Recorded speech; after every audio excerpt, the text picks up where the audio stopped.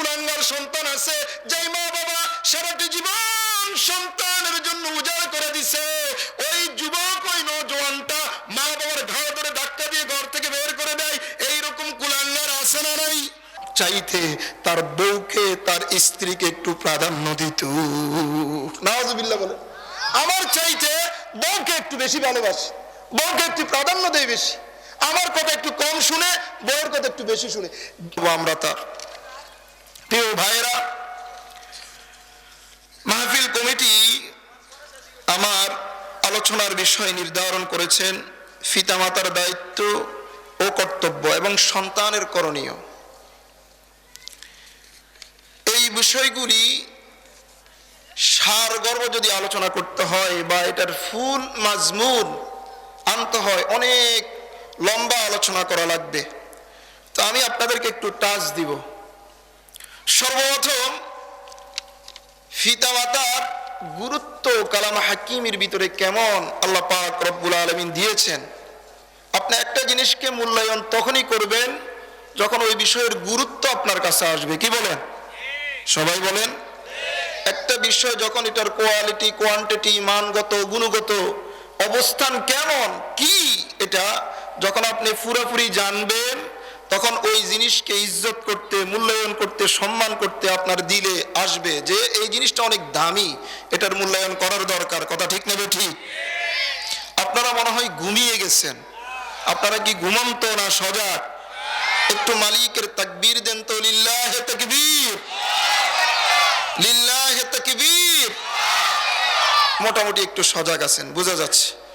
আমার চিরাচরিত নিয়ম হলো, আমার নিয়ম হলো, আমি একেবারে টপ লেভেলের বক্তা না, আর এটা আমি বুঝাইও না, নাই ভিতরে বুঝামু থেকে। তবে আমার সাথে আমার আলোচনা শুনতে হলে একটু আমার সাথে কথা বলতে হবে।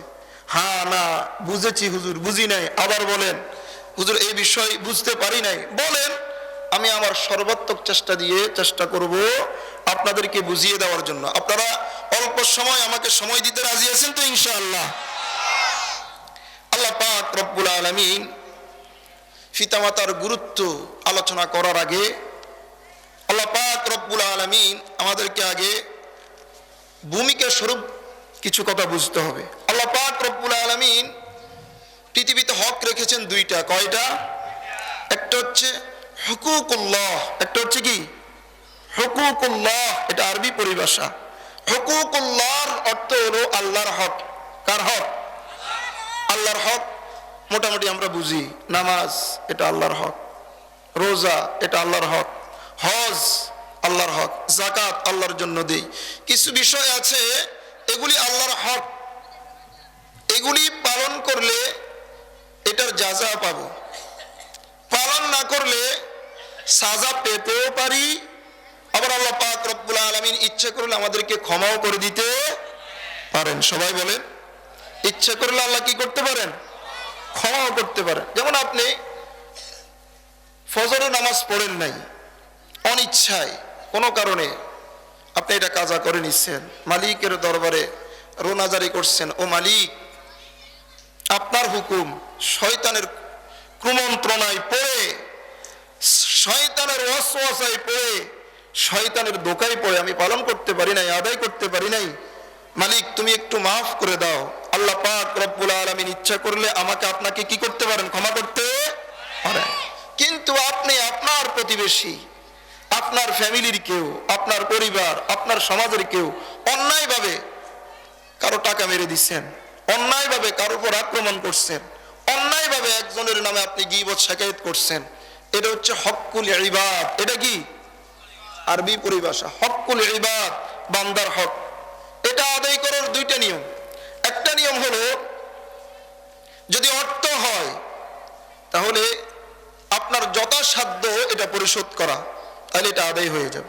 অর্থ না হয়ে যদি অন্য কোনো বিষয়ের সাথে সম্পৃক্ত হয় বিষয়টা, তাহলে যতক্ষণ পর্যন্ত মাজলুম ব্যক্তি অথবা ভুক্তভোগী ব্যক্তি আপনাকে ক্ষমা না করবে, কিয়ামতের মাঠেও আল্লাহ তাআলা আপনাকে ক্ষমা করবে না। এইরকম মানুষের উপর জুলুম, অন্যায়, অবিচার, মানুষের হক মেরে দেওয়া, এইরকম আমাদের সমাজে একটাও নাই। আছে না? না একটু আওয়াজ দিয়ে বলেন।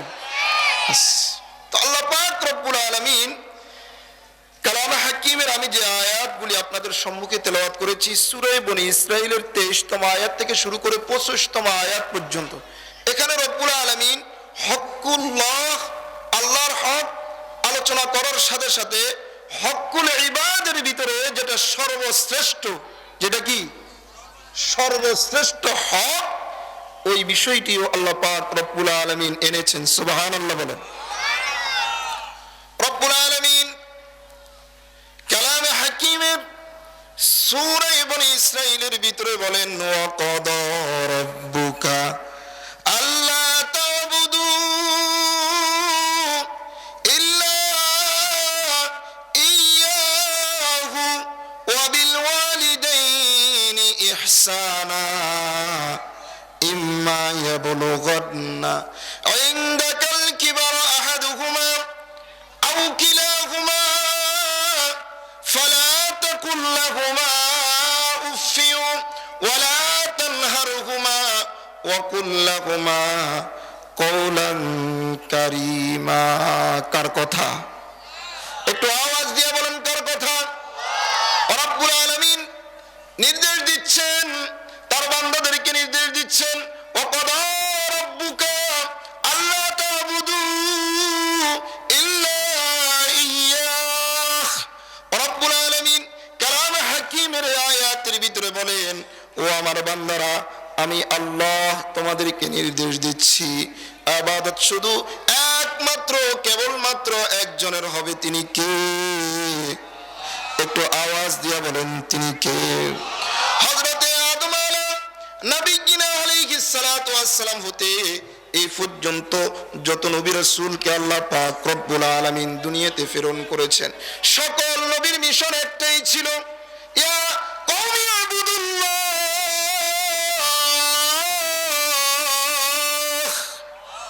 একটু আওয়াজ দিয়ে বলেন আল্লাহু আকবার। সকল নবী তার গোত্রের কাছে গিয়ে একটাই দাওয়াত দিয়েছেন, ইয়া কওমি ইবুদুল্লাহ মা লাকুম মিন ইলাহিন গায়রু। ও সম্প্রদায়, ও কওম, একমাত্র কেবলমাত্র এক সত্তা আল্লাহর ইবাদত করো, আল্লাহ ছাড়া তো আর কোনো ইলাহ নাই। আল্লাহ ছাড়া আমাদের আর কোনো ইলাহ আছে? একটু আওয়াজ দিয়ে বলেন, আল্লাহ ছাড়া আর কোনো ইলাহ আছে?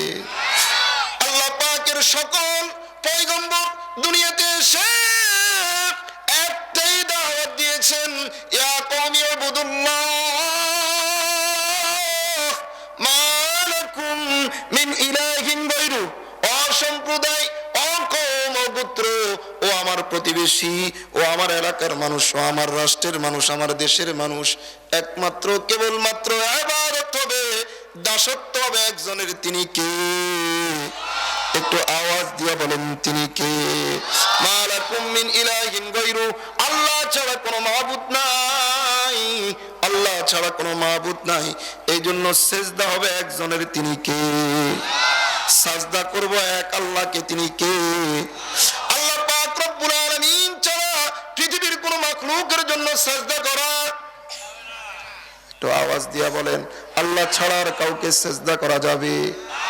মাজারে সিজদা করা যাবে, বাজারে সিজদা করা যাবে, মন্দিরে সিজদা করা যাবে, শ্বশুরকে সাজদা করা যাবে, শাশুড়িকে সাজদা করা যাবে, মাকে সাজদা করা যাবে, বাবাকে সাজদা করা যাবে। রব্বুল আলামিন বলছেন, ও দুনিয়ার মানুষ, আমি আল্লাহ তোমাকে আশরাফুল মাখলুকাত বানিয়েছি, সৃষ্টির সেরা বানিয়েছি। এই পঞ্চ ইন্দ্রিয় দিয়ে সুন্দর একটা বডির মানুষ আমি আল্লাহ তোমারে বানাইছি। আর এই তোমার পুরা বডির ভিতরে সবচাইতে দামি বস্তু বানিয়েছি। তোমার এই মাথাটা, মাথার ভিতরে আমি আল্লাহ কত কিছু রাখছি। তোমার এই কপালকে দামি বানিয়েছি, তোমার এই বিবেককে দামি বানিয়েছি। আমি আল্লাহ এই দামি বিবেকওয়ালা মাথাটা, দামি কপালওয়ালা মাথাটা আমি আল্লাহ ছাড়া জমিনার কারো জন্য সাজদার জন্য বানাই নাই। কথা ঠিক না ঠিক? এই জন্য মাজারে গিয়ে কখনো সাজদা করা, একটু আওয়াজ দিয়ে বলেন, মাজারে গিয়ে সাজদা করা। তো মাজারে গিয়ে যদি সাজদা করা না যায়, সন্তান চাওয়া যাবে, চাকরির জন্য বাজারে যাওয়া যাবে, সন্তানের জন্য বাজারে যাওয়া যাবে, বিদেশ যাওয়ার জন্য বাজারে যাওয়া যাবে। কারণ আমরা প্রতিদিন কমপক্ষে প্রতিদিন কমপক্ষে ফজরের যে সালাত আছে, ফরজ যে নামাজ আছে, কমপক্ষে 17 বার আমরা বলি ইয়্যাকা না'বুদু ওয়া ইয়্যাকা নাস্তাঈন। কথা ঠিক না বেঠিক? প্রতিদিন মালিকের কাছে বলি, ও মালিক, ইয়্যাকা না'বুদু ওয়া ইয়্যাকা নাস্তাঈন। আল্লাহু আকবার বলেন। প্রতিদিন মালিকের দরবারে বলি, মালিক তোমার ইবাদত করি, তোমার ইবাদত করি, তোমার ইবাদত করি। কম পক্ষে 17 বার বলি ইয়্যাকা না'বুদু, মালিক তোমার ইবাদত করি। আবার বলতেছি, ও মালিক ও ইয়্যাকা নাস্তাঈন, সাহায্য তোমার কাছেই চাই। আবার মাজারে গিয়ে সাজদা করি, মাজারে গিয়া বাবার কাছে বলি, ও বাবা আমার সন্তান হয় না, আমার সন্তান দেন, চাকরি নেই চাকরি দেন, বিদেশ যেতে পারি না বাবা, বিদেশ যাওয়ার ব্যবস্থা করে দেন। আল্লাহর কসম, আল্লাহর কসম, আল্লাহর কোন বান্দা যখন এই মন মানসিকতা নিয়ে মাজারের গেটে গিয়ে পাটা দেয়, সাথে সাথে আল্লাহ পাক রব্বুল আলামিন ঈমানের মতো এত দামি দৌলতটা তার কলব থেকে বের করে আল্লাহ পাক রব্বুল আলামিন তাকে ঈমান থেকে মাইনাস করে দেয়। কথা ঠিক না বেটি? আমাদের দেশে এরকম লোক আছে না নাই? মাজারে গিয়ে সাজদা দেয়, আছে না নাই? মাজারে গিয়ে পোলা চায়, আছে না নাই? মাজারে গিয়ে চাকরি চায়, আছে না নাই? অথচ রব্বুল আলামিন বলছেন, ইন্নাল্লাহা লা ইয়াগফিরু আন ইউশরাকা বিহি ওয়া ইয়াগফিরু মা দুনা যালিকা লিমান ইয়াশা। আল্লাহ পাক রব্বুল আলামিন বলেন, বান্দা তোমারে আমার সাজদার জন্য বানিয়েছি, তোমারে আমার ইবাদতের জন্য বানিয়েছি। ও বান্দা তুমি যদি আমার ইবাদত না করে মাজারে গিয়ে সাজদা দাও, মৃত ব্যক্তির কাছে কামনা করো, আমি আল্লাহর সাথে শিরিক করা হলো। আমি আল্লাহ দুনিয়ার সকল গুনাহ ক্ষমা করতে পারি, কিন্তু শিরিকের গুনাহ আমি আল্লাহ ক্ষমা করব না। নাউযুবিল্লাহ বলেন, নাউযুবিল্লাহ। আল্লাহ সকল গুনাহ ক্ষমা করে দিতে পারেন, কিন্তু শিরিকের গুনাহ ক্ষমা করবেন না। এই জন্য রব্বুল আলামিন নির্দেশ দিচ্ছেন, ওয়া কাদা রাব্বুকা আল্লা তা'বুদু ইল্লা ইয়্যাহ। ও আমার বান্দা, আমি আল্লাহ তোমাকে নির্দেশ দিচ্ছি, তোমাদেরকে আদেশ করতেছি, ইবাদত করবা একজনের, তিনি কে? রব্বুল আলামিন বলছেন কালাম হাকিমের এই আয়াতের ভিতরে আমি রব্বুল আলামিন আমার দাসত্বের কথা বলেছি, আমার ইবাদতের কথা বলেছি। পরবর্তী অংশের কথা, এমন এক অভিভাবক, এমন এক বান্দার কথা বলতেছি যাদেরকে আমি আল্লাহ তোমাদেরকে দুনিয়াতে পাঠানোর মাধ্যম বানিয়েছি। সুবহানাল্লাহ। আল্লাহ পাক রব্বুল আলামিন ইচ্ছা করলে আমাকে আপনাকে পিতা মাতা ছাড়া দুনিয়াতে পাঠাইতে পারতেন কি পারতেন না? একটু আওয়াজ দিয়ে বলেন, পারতেন কি পারতেন না? বেফেদর ফর জন্দে ফয়দা উ কোনাদ তিফলেরা দরমাদ গোয়া উ কোনাদ। বেফেদর ফর জন্দে ফয়দা উ কোনাদ তিফলেরা দরমাদ গোয়া উ কোনাদ। কবি আত্তার রহমাতুল্লাহি আলাইহি তার কবিতার ভিতরে বলতেছেন, আল্লাহ পাক রব্বুল আলামিন ইচ্ছে করলে আমাকে আপনাকে পিতা মাতা ছাড়া জমিনে পাঠাইতে পারতেন। কোন সন্দেহ আছে? কোন সন্দেহ আছে? কারণ আল্লাহ পাক রব্বুল আলামিন আদমকে বানিয়েছেন, পিতা মাতা ব্যবহার করেন নাই। হাওয়াকে বানিয়েছেন, পিতা মাতা ব্যবহার করেন নাই। ওই ঈসা নবীকে বানিয়েছেন, মাতা ব্যবহার করছেন কিন্তু পিতা ব্যবহার করেন নাই। আল্লাহ পাক রব্বুল আলামিন এরপরেও আমাদেরকে পিতা মাতা মাধ্যম কেন বানিয়েছেন? দুনিয়াতে আসার মাধ্যম কেন বানিয়েছেন? আল্লাহ পাক রব্বুল আলামিন বলেন, পৃথিবীতে যখন আমি মানুষ পাঠানোর সিদ্ধান্ত করেছি, আমি আল্লাহ নবজাতক হিসেবে দুনিয়াতে পাঠিয়েছি। এক সময় এরা কৃষক হবে, এরা কিশোর হবে, এরপরে নওজোয়ান হবে, এরপরে বার্ধক্য আসবে। এমন একটা সময় এসে যাবে তার জীবনে, শৈশবে যেমন তারা অন্যের মুখাপেক্ষী হয়ে যায়, বার্ধক্য হওয়ার পরে এই শিশুটাই আবার অন্যের মুখাপেক্ষী হয়ে যায়। কথা ঠিক না ঠিক? এই জন্য রব্বুল আলামিন বলছেন, পিতা মাতা ছাড়া যদি আমি আল্লাহ জমিনে মানুষ প্রেরণ করতাম তো মানুষগুলি অচল হয়ে যেত, মানুষগুলির জীবনটা জীবনের কোনো অস্তিত্ব থাকতো না, মানুষ পাগলের মতো হয়ে যেত। শৈশবে মানুষের শৈশবে প্রয়োজন পুরা করার কেউ থাকতো না, আবার বার্ধক্যে যখন অচল হয়ে যায় তখনও মানুষের প্রয়োজন পুরা করার কেউ থাকতো না। কথা ঠিক না ঠিক? ও যুবক, তোমার আর আমার এমন একটি হায়াত অতিবাহিত হয়েছে যখন আল্লাহ পাক রব্বুল আলামিন শৈশবে আমাকে নবজাতক শিশুর আকারে, মাসুম বাচ্চার আকারে আমাকে আপনাকে দুনিয়াতে পাঠিয়েছে। কথা বলার শক্তি ছিল? একটু আওয়াজ দিয়ে বলেন, কথা বলার শক্তি ছিল? বলার শক্তি ছিল? খাওয়া কোনো একটা খাবার ধরার শক্তি ছিল? প্রস্রাব ধরলে বলার শক্তি ছিল? পায়খানা ধরলে এটা প্রয়োজন পুরো করার মতো সেই গন্তব্যস্থলে যাওয়ার শক্তি ছিল? রব্বুল আলামিন বলছেন, ও বান্দা, এমন করে যদি তোমার দুনিয়াতে পাঠাইতাম, প্রস্রাবে তোমার শরীর টানাফাক হয়ে যাইতো, পায়খানায় তোমার শরীর টানাফাক হয়ে যাইতো, ঘন্টার পরে ঘন্টা কান্নাকাটি করতা, তোমার প্রয়োজন পুরা করার মতো কেউ থাকতো না, যেহেতু তোমার পিতা মাতা নাই। ঠিক না বেঠিক? রব্বুল আলামিন বলছেন, শৈশবে যেমন তুমি অন্যের মুখাপেক্ষী ছিলা, যেই মা বাবার মুখাপেক্ষী ছিলা, আমি আল্লাহ আবার সিস্টেমটাকে পাল্টিয়ে দিয়েছি। তুমি যখন নওজোয়ান হয়ে গিয়েছো, তুমি যখন যুবক হয়ে গিয়েছো, তোমার যখন নওজোয়ান চলে আসছে, তো শৈশবে যেই পিতা মাতা তোমার খেদমত করত, তোমাকে দয়া করে লালন পালন করত, এরা বার্ধক্যে উপনীত হয়ে গেছে। এদের এখন আর চলে না, আগের মতো খেতে পারে না, আগের মতো বলতে পারে না, আগের মতো স্মরণ রাখতে পারে না, আগের মতো কথা বলতে পারে না, আগের মতো স্মরণ রাখতে পারে না। যুবক, শৈশবে যেমন তুমি পিতা মাতার প্রতি মুখাপেক্ষী ছিলা, তোমার মা বাবার এমন একটা সময় উপনীত হয়ে গেছে, এখন তারাও শৈশবের মতো হায়াতটা হয়ে গেছে। খাওয়ার পরে বলে খাই নাই, বলার পরে বলে বলি নাই, অজু করার পরে বলে অজু করি নাই, শরম থাকে না, শরম থাকে না। এখন আর আগের মতো কথা বলতে পারে না, এখন আর আগের মতো চলতে পারে না, এখন আর আগের মতো দুনিয়ার খবর রাখতে পারে না, মন চাইলে একটু দোকানে যেতে পারে না, মন চাইলে একটু খেলাধুলা করতে পারে না, মন চাইলে একটু জীবনটাকে নিজের মতো করে উপভোগ করতে পারে না। তারা এখন তোমার শৈশবের মতো শিশু সুলভ আচরণ করে। কথা ঠিক না বেঠিক?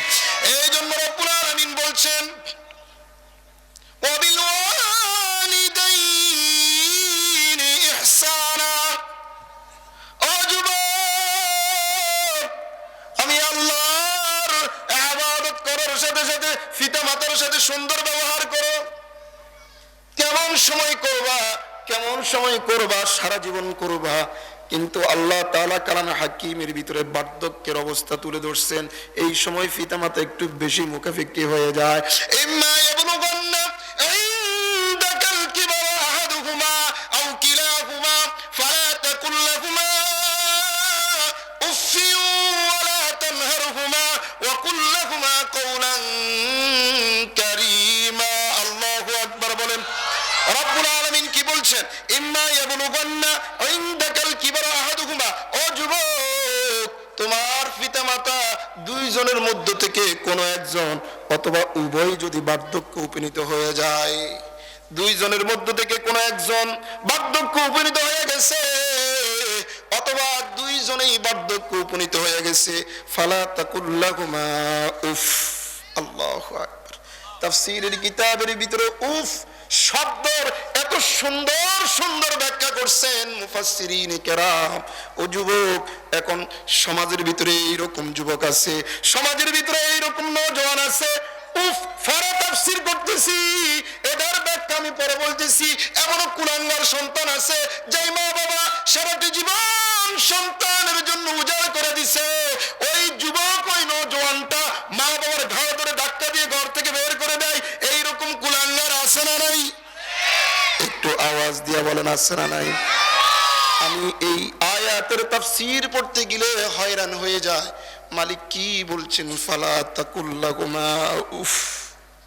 আল্লাহ পাক শব্দ ব্যবহার করেছেন আলিফ ফা ফা, তাসদীদ দেওয়ার কারণে একটা ফা হয়ে গেছে উফ।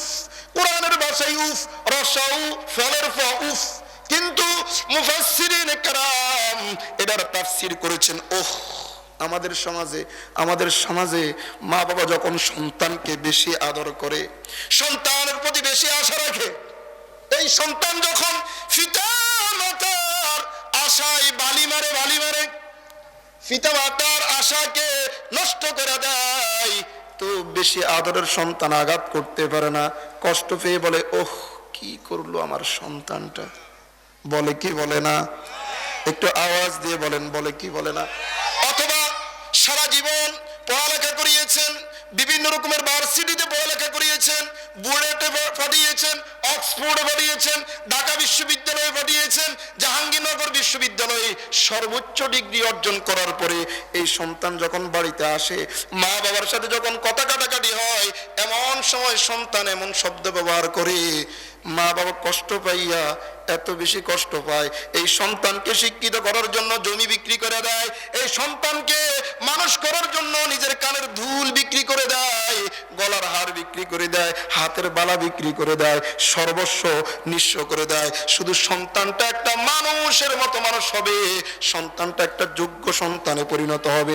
সকল কিছু বিসর্জন দেওয়ার পরে এই সন্তান থেকে মা বাবা যখন ভালো কোনো আচরণ পায় না, খারাপ শব্দ ব্যবহার করে, খারাপ শব্দ দিয়ে মা বাবাকে সম্বোধন করে, কষ্ট পাওয়ার পরে উহ শব্দটা তার মুখ দিয়ে বের হয়ে যায়।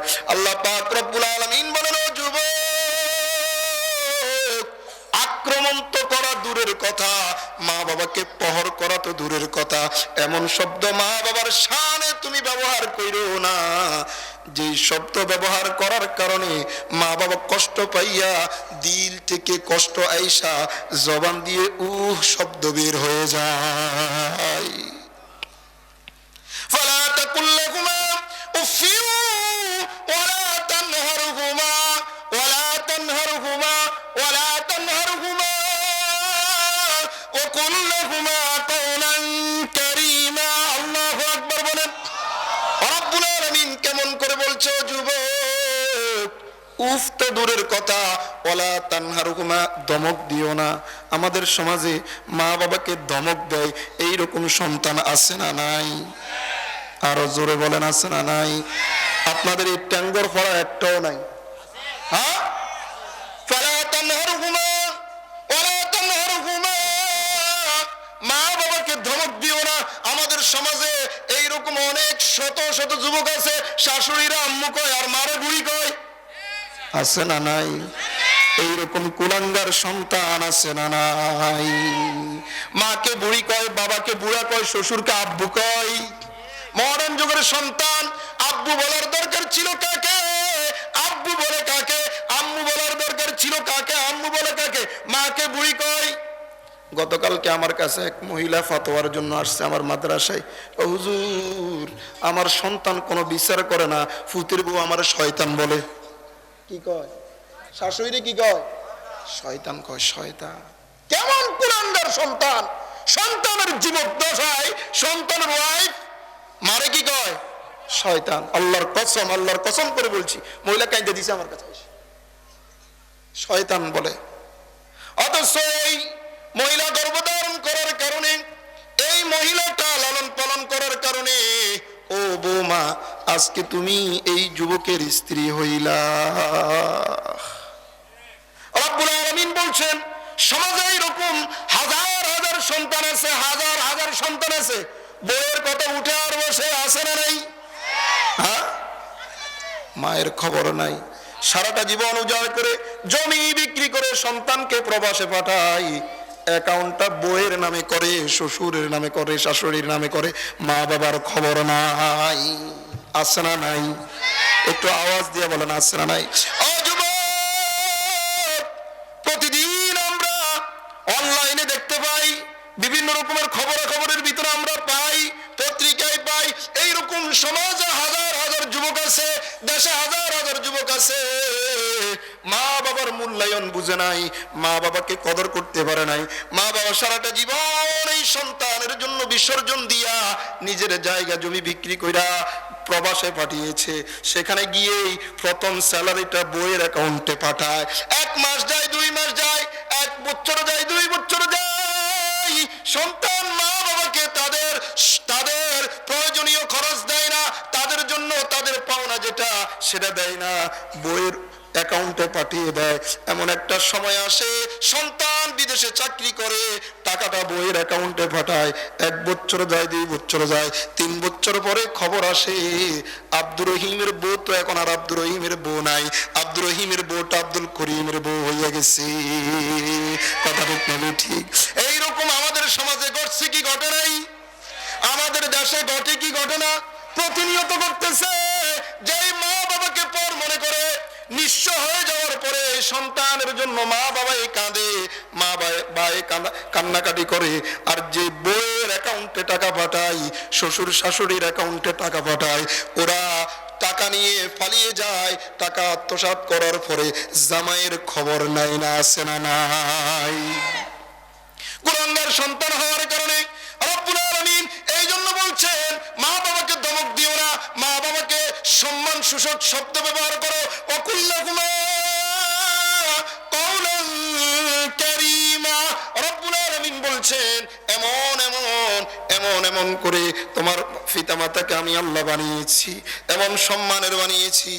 এমন শব্দ বললো না যে শব্দ বললে উফ বলে, এমন শব্দ বললো না যে শব্দ বললে ধমক হয়ে যায়, বরং এমন শব্দ চয়ন করো, এমন শব্দ ব্যবহার করো তোমার উত্তর শোনার পরে, তোমার সম্বোধন শোনার পরে মা বাবার দিলটা জুড়িয়ে যায়। কথা ঠিক না বেঠিক? কিন্তু এই রকমের যুবক এখন আমাদের সমাজে পাওয়া খুব কঠিন। কথা ঠিক না বেঠিক? মা বাবার সাথে সুন্দর আচরণ করে না, শ্বশুর শাশুড়ির সাথে সুন্দর আচরণ করে, আছে না নাই? মা বাবাকে সুন্দর শব্দ ব্যবহার করে না। রব্বুল আলামিন শুধু তাই বলেন নাই, এতটুকু বলে ক্ষান্ত হন নাই। রব্বুল আলামিন পরবর্তী আয়াতে বলতেছেন ওয়াকফিদ লাহুমা জানাহাদ যুল্লি মিনার রাহমা, ওয়াকফিদ লাহুমা জানাহাদ যুল্লি মিনার রাহমা ওয়া কুর রাব্বির হামহুমা কামা রাব্বায়ানি সগীরা। আল্লাহু আকবার বলেন। আপনারা দেখবেন ছোটকালে আমরা দেখেছি যখন ফাঁকি তার বাসায় ডিম পাড়ে, এক পর্যায়ে যখন ডিমের ছানাগুলি ফুটে, ডিম ফুটে ছানা হয়, পাখির বাচ্চা হয়, পাখির বাচ্চার খাবারের জন্য পাখি যখন বিভিন্ন দিকে উড়ে বেড়ায়, এক পর্যায়ে যখন খাবার নিয়ে তার বাসায় আসে তো পাখির ছানাগুলি তার ফাঁকাগুলি এভাবে করতে থাকে, দয়া মা আমারে দেন, বাবা আমারে দেন, খুব ক্ষুধা লাগছে। আল্লাহ পাক রব্বুল আলামিন কালাম হাকীমের এই আয়াতের ভিতর বলেন যুবক, মা বাবা যখন তোমাকে ডাক দিবে, মা বাবার প্রয়োজন পুরো করার জন্য যখন তারা তোমাকে সম্বোধন করবে, ও আব্দুল করিম একটু এদিকে আসো, বলার দেরি তুমি তোমার মস্তকটা মা বাবার সামনে অবনত করে দিবে। কথা ঠিক না বেঠিক? ওয়াকফিদ লাহুমা জানাহাদ যুল্লি মিনার রাহমা, ওয়াকফিদ লাহুমা জানাহাদ যুল্লি মিনার রাহমা। রহমতের দৃষ্টিতে, রহমতের সুরে, করুণ সুরে বলবে ও তোমার কি লাগবে, ও মা তোমার কি লাগবে, কি প্রয়োজন? আমার শরীরে রক্ত থাকতে, আমার প্রাণ থাকতে তোমাদের সকল চাহিদা পূরণ করে দিব। আল্লাহ এমন করে বলছেন, আমরা করি কি? মালিক বলছেন কি? শুধু তাই নয়, এতটুকু বলে রব্বুল আলামিন ক্ষান্ত হন নাই, এরপরে দোয়া শিখিয়ে দিয়েছেন অপর রব্বির হামহুমা। সকলে পড়ি রব্বির হামহুমা কামা রব্বায়ানি সগীরা।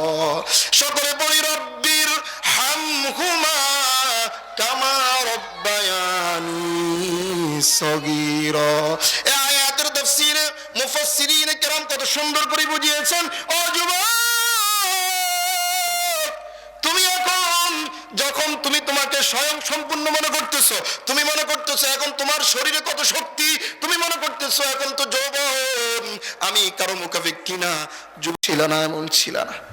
এই হায়াতের এতটুকু সময়ে তুমি আসতে এমনি এমনি পারো নাই। যুবক,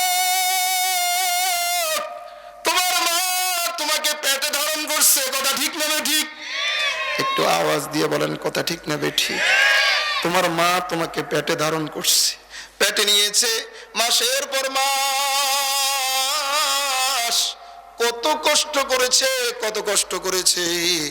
এই ওজনী পেট নিয়ে তোমাকে নিয়ে সকল কাজ আঞ্জাম দিয়েছে।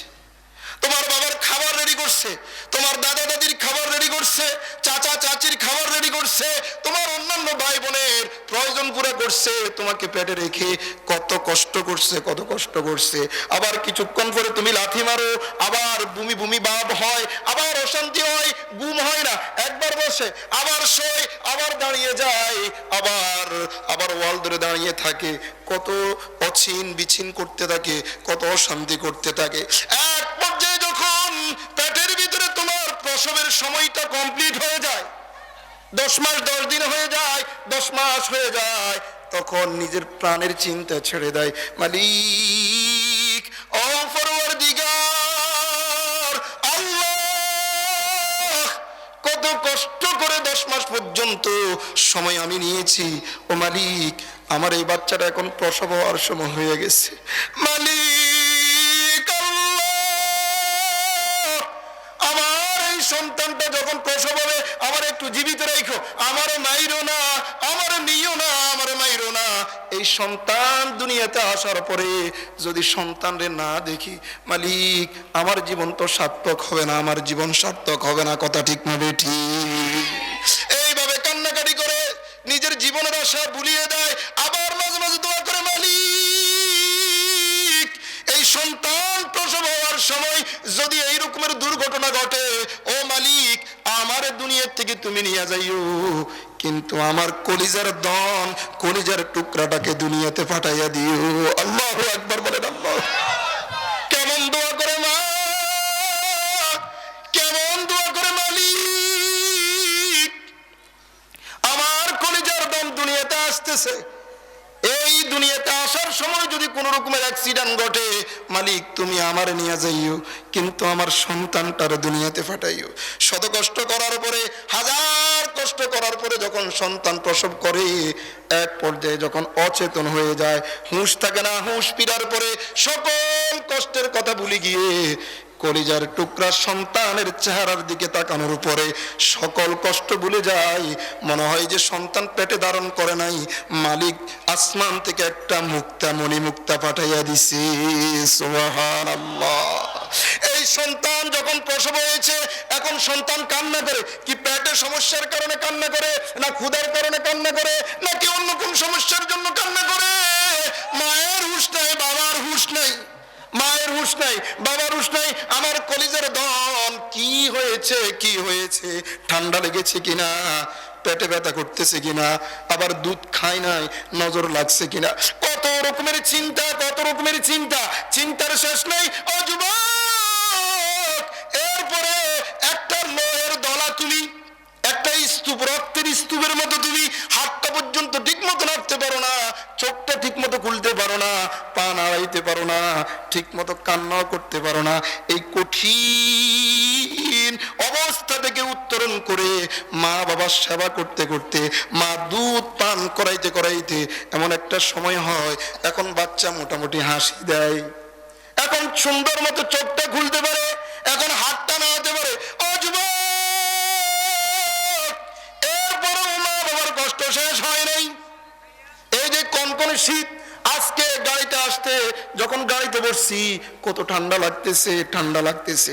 এখনের ঠান্ডা কম, আমার খেয়াল আছে আমি আমার জীবনে শীতকালে রোজা পাইছি, যদি আমার হায়াত অনেক কম, কিন্তু শীতকালে রোজা পাইছি। এখন তো বিভিন্ন রকমের বহুতল স্থাপনা আছে এবং লাইটিং এর ব্যবস্থা বেশি। এইরকম বিদ্যুৎ ছিল, কি বলেন যারা মুরব্বী, বিদ্যুৎ ছিল, এইরকম রাস্তাঘাট ছিল, বহুতল ভবন ছিল, ছিল না। মরু অঞ্চলের মতো ধু ধু কিছু গাছপালা ছিল, আর সব পুকুর, খাল, বিল, নদী, এগুলি। কি ঠান্ডা, ঠান্ডার শেষ নাই, বিবরণ দিয়ে বুঝাইতে পারবো না। গত 2 দিন ঠান্ডা একটু পড়তেছে, আমরা মনে করতেছি শীত, কি ঠান্ডা। কিন্তু না না, যারা এখানে মুরব্বী আছেন 40 বছর হয়ে গেছে, 30 বছরের উপরে, আপনারা জানেন শীতটা কেমন ছিল। ও যুবক, কি বিবরণ তোমার দিব, কি বলবো তোমারে। এই মা গর্ভে ধারণ করার পরে যখন তুমি প্রসব করেছো, তোমাকে প্রসব করেছে এই কনকনে শীতের ভিতরে, একেবারে এখন তো উন্নত প্রযুক্তি, কত রকমের বেবিদের পোশাক বাইর হয়, কত রকমের ল্যাপটপ, তখন এগুলি ছিল না। খাতা মুড়ি দিয়ে মায় যেটা গায়ে দেয়, বাচ্চারাও সেটা গায়ে দেয়, কথা ঠিক না বেটি? এই রকমের উন্নত প্রযুক্তি ছিল না যুবক। আবার এইরকম ইটের দেয়াল না, যে বিছানায় শুইছে ওই বিছানায় বাইরে থেকে আবার বাতাস আসতেছে, কাপড় দিয়া মুড়িয়া রাখছে, কলিজার ভিতরে রাখছে। মার শরীরে খাতা নাই, নিজের কলিজার টুকরাটাকে খাতা দিয়া জড়াইয়া রাখছে।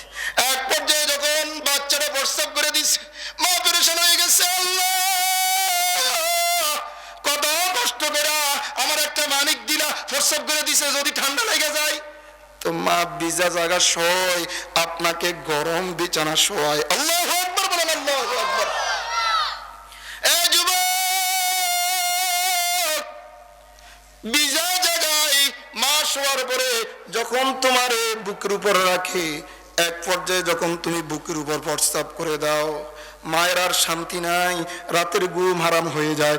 এই বাচ্চাকে নিয়ে সারা রাত দাঁড়ানো অবস্থায় কাটিয়ে দেয়, আর মালিককে বলে, ও মালিক, আল্লাহ কত কষ্টের পরে এই কলিজার দম দিছো, আল্লাহ যেন কোনো অসুখ না হয়, আল্লাহ যেন ঠান্ডা না লাগে, আমারে কষ্ট দাও, আমার মানিকটাকে তুমি হেফাজত কইরা নাও, কথা ঠিক না বেটি?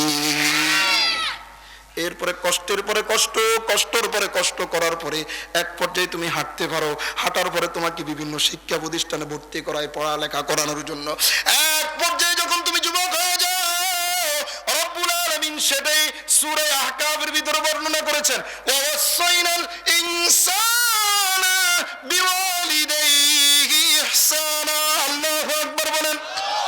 রব্বুল আলামিন বলছেন, আমি আল্লাহ মানুষদেরকে নির্দেশ দিচ্ছি তারা যেন তাদের পিতামাতার সাথে সৎ ব্যবহার করে। ওয়াসাইনাল ইনসানা বিওয়ালিদাইহি ইহসানা হামালাতহু উম্মুহু কুরহা ওয়া ওয়াদাআতহু কুরহা।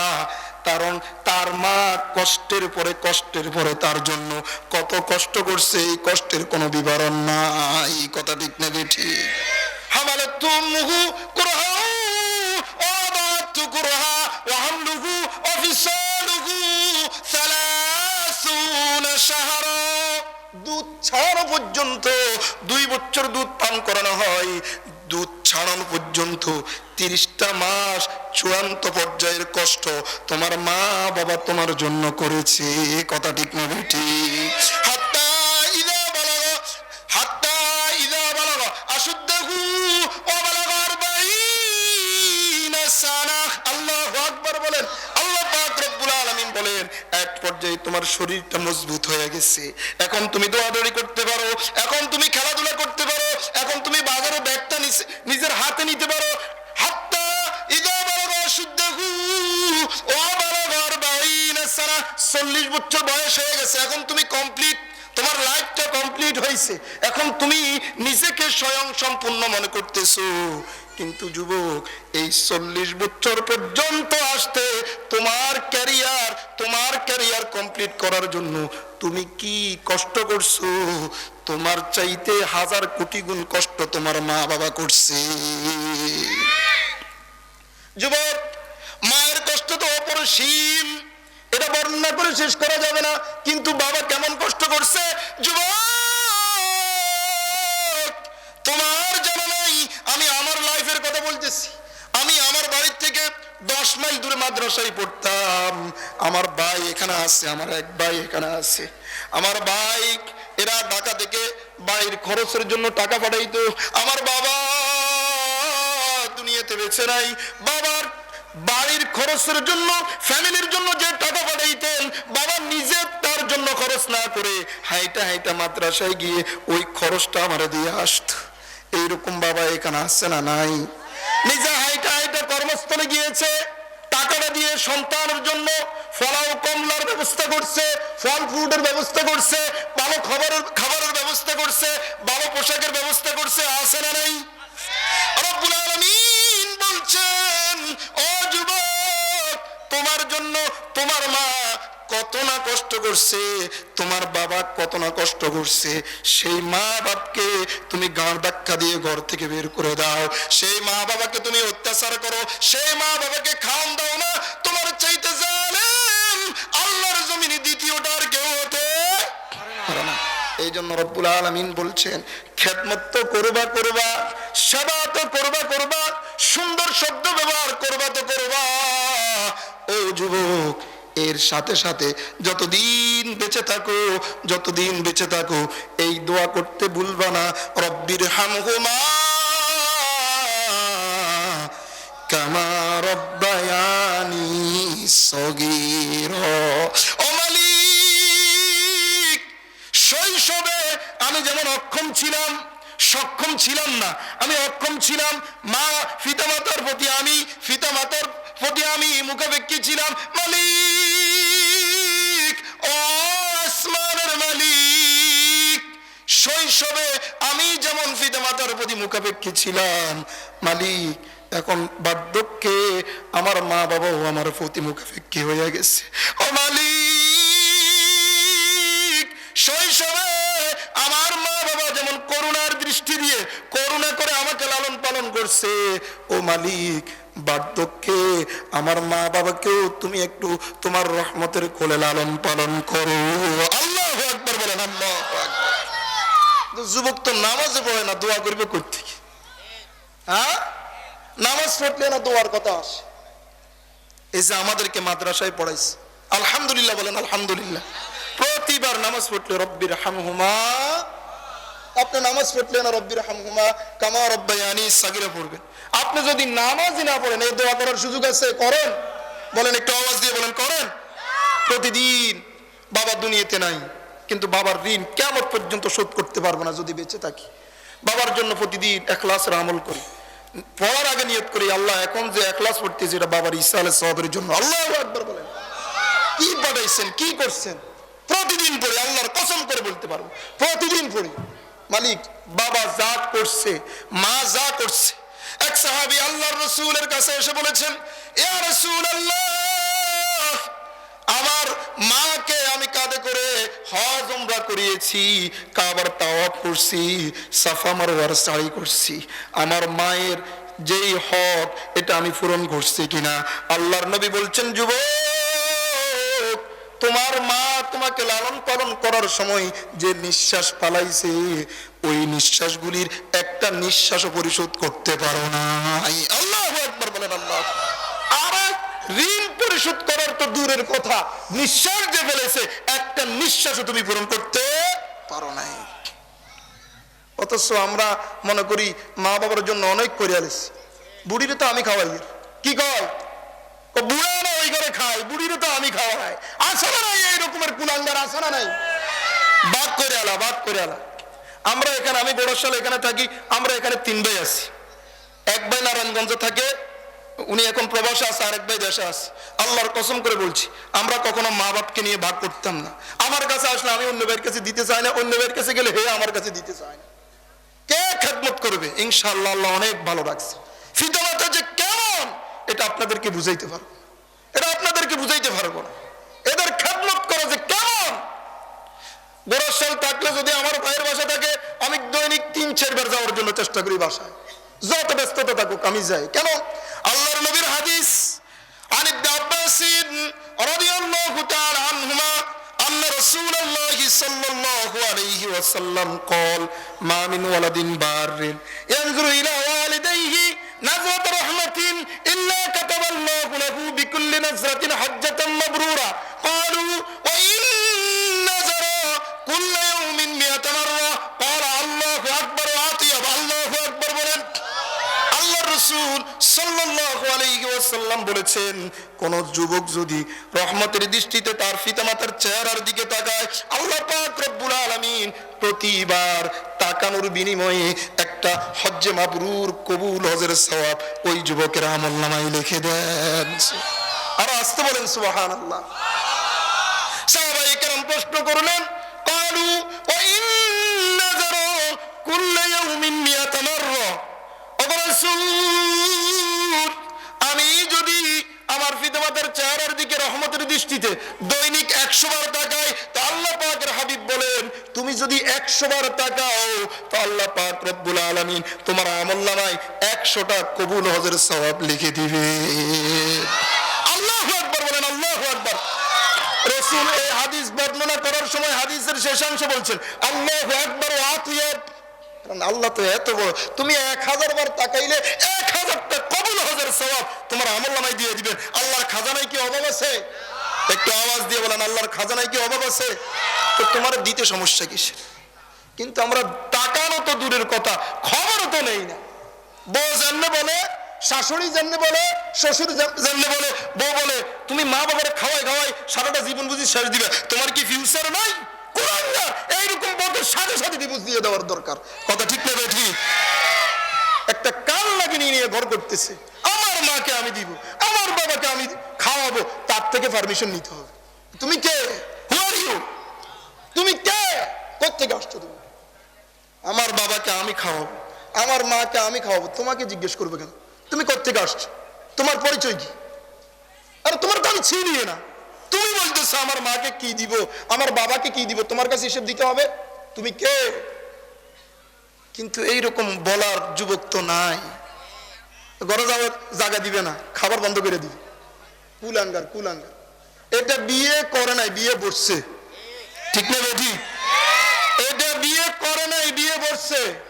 আর ইনকাম আমার, সব আমার, তোরা যে খাওয়াইতেছি এটাও তো বেশি। আমার মাকে আমি খাওয়াবো, আমার বাবাকে আমি খাওয়াবো, তোর থেকে পারমিশন নিতে হবে। তুই কে?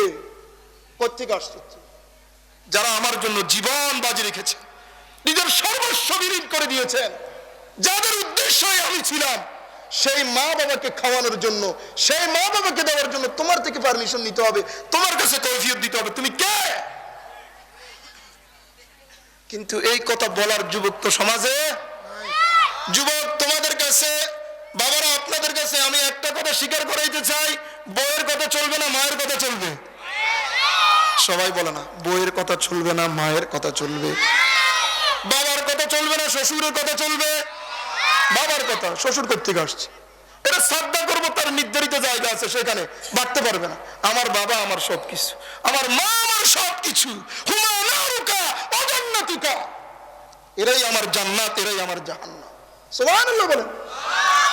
আমার মা বাবা আমার জান্নাত। আর আমি যদি কোন একটা শব্দ ব্যবহার করি, মা যদি খুশি হয়ে যায়, আল্লাহর জান্নাত ওয়াজিব হয়ে যায়। সুবহানাল্লাহ। তুমি কে? তোমার যদি আমি কিয়ামত পর্যন্ত খাওয়াই, আর তুমি যদি বলো আল্লাহ জামাইরে জান্নাত দাও, লাভ হবে? আমি যদি মারো কষ্ট দিয়ে, তুমি শুধু আমার লাগে দোয়া করো, আমাকে জামাইটা আঙ্গো শারমিনের জামাই কি বালা আঙ্গরে খাওয়াই, কিন্তু মার খবর কথা কয় না। আঙ্গো ফেরদৌসির জামাইকে কি বালা, মানে আমাদের নোয়াখালী ভাষা কয়, ও ফেরদৌসির জামাইকে কি বালা, গ্রামের মানুষও কো দেখছো নি এত জামাই এত হরো হইলে কত কিছু করে, কিন্তু মার খবর, বাবার খবর। এই শ্বশুর শাশুড়ি যদি কিয়ামত পর্যন্ত যদি আপনার জন্য দোয়া করবে, আপনি জান্নাতে যেতে পারবেন না। আর মাকে বাবাকে এক গ্লাস পানি পান করানোর পরেও যদি খুশি হইয়া বলে মালিক আমার সন্তানটা আমার পানি পান করাইছে, আপনার জন্য আল্লাহর জান্নাত ওয়াজিব হয়ে যায়। কার থেকে পারমিশন দিবেন? শ্বশুর শাশুড়ি কি তাদের নির্ধারিত একটা সম্মানের জায়গা আছে, সেখানে রাখবেন, বাড়তে দিবেন। এখানে বসে থাকেন, এদিকে আসবেন না, এদিকে আমার মা বাবার জায়গা। কথা ঠিক না ঠিক? এখানে আমার মা বাবার স্থান, এখানে আমার মা বাবার। তোমাদের স্থান যেখানে সেখানে থাকো, বাড়তে যেও না, বাড়তে গেলে ভেঙে যাবে। এখানে পার্টিশন তৈরি হবে, আসতে পারবে না। আপনারা আমাদেরকে মনে করবেন যে আমরা উগ্র, না, কোরআন হাদিস যেটা বলছে সেটাই আপনাদেরকে জানাচ্ছি। আল্লাহর নবীর সাহাবী হযরত আলকামা, আপনারা নাম শুনেছেন, আল্লাহর নবীর বিখ্যাত সাহাবী হযরত আলকামা রাদিয়াল্লাহু তাআলা আনহু মুমূর্ষু অবস্থায় মৃত্যুবরণ করবে, এমত অবস্থায় কালিমার তালকিন দিচ্ছে, ও আলকামা পড়ো লা ইলাহা ইল্লাল্লাহু মুহাম্মাদুর রাসূলুল্লাহ। আপনাদের কষ্ট হচ্ছে? একটু আওয়াজ দিয়ে বলুন, কষ্ট হচ্ছে? আলকামাকে কালিমার তালকিন দিচ্ছে, কিন্তু আলকামা কালিমা পড়তে পারে না। আলকামা কালিমা পড়তে পারে না। হাদিসের ঘটনা, এটা বানানো না, আমাদের এলাকার ঘটনা না, হাদিসের ভিতরে।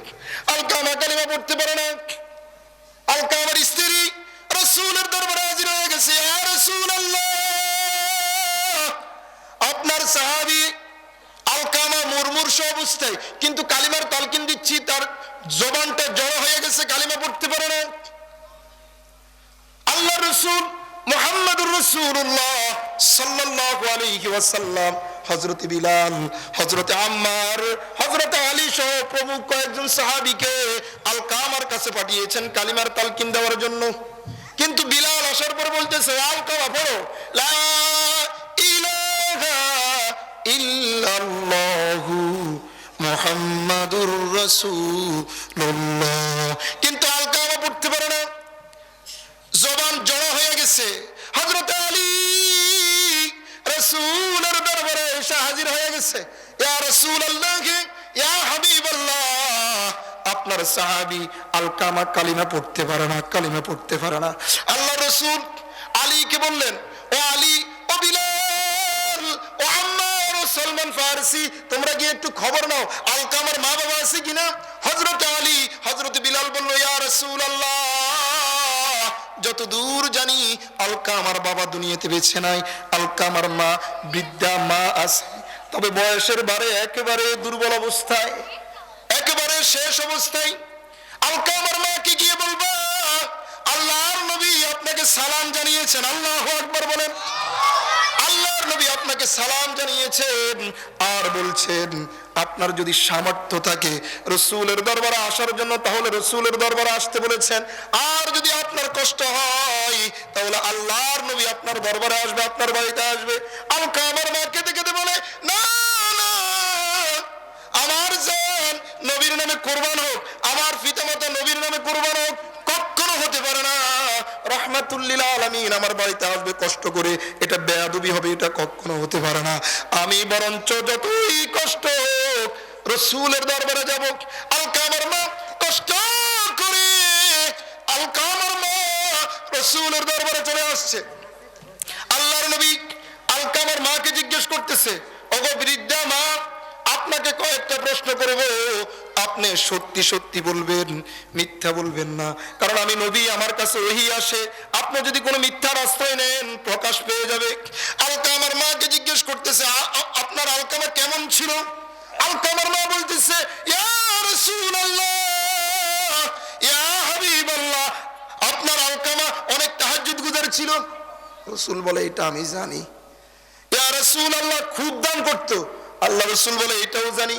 খুব তেলাওয়াত করতো, এইটাও জানি। খুব জিকির করতো, এটাও জানি। ও আলকামার মা, আমার প্রশ্নের উত্তর, আমার প্রশ্ন, মূল প্রশ্নটা হলো, তোমার সাথে কেমন আচরণ করতো, তোমার সাথে কেমন আচরণ করতো? আলকামার মা চুপ হয়ে আছে, কথা বলে না। আলকামার মা, তোমাকে প্রশ্ন করতেছি, আলকামার তোমার সাথে কেমন আচরণ করতো? আলকামার মা টপ টপ করে চোখ থেকে পানি ছেড়ে দিয়েছে, আর বলতেছে, ইয়া রাসূলুল্লাহ, ইয়া হাবিবাল্লাহ, আমার আলকামা আমার চাইতে তার বউকে, তার স্ত্রীকে একটু প্রাধান্য দিত। নাউযুবিল্লাহ বলে, আমার চাইতে বউকে একটু বেশি ভালোবাসে, বউকে একটু প্রাধান্য দেয় বেশি, আমার কথা একটু কম শুনে, বউয়ের কথা একটু বেশি শুনে, অত্যাচার করে আমার উপর, বিভিন্ন রকমের মারপিট করে, আমাকে ধমক দিয়ে কথা বলে, এইরকম না, আমার চাইতে বউকে একটু বেশি ভালোবাসে। আল্লাহর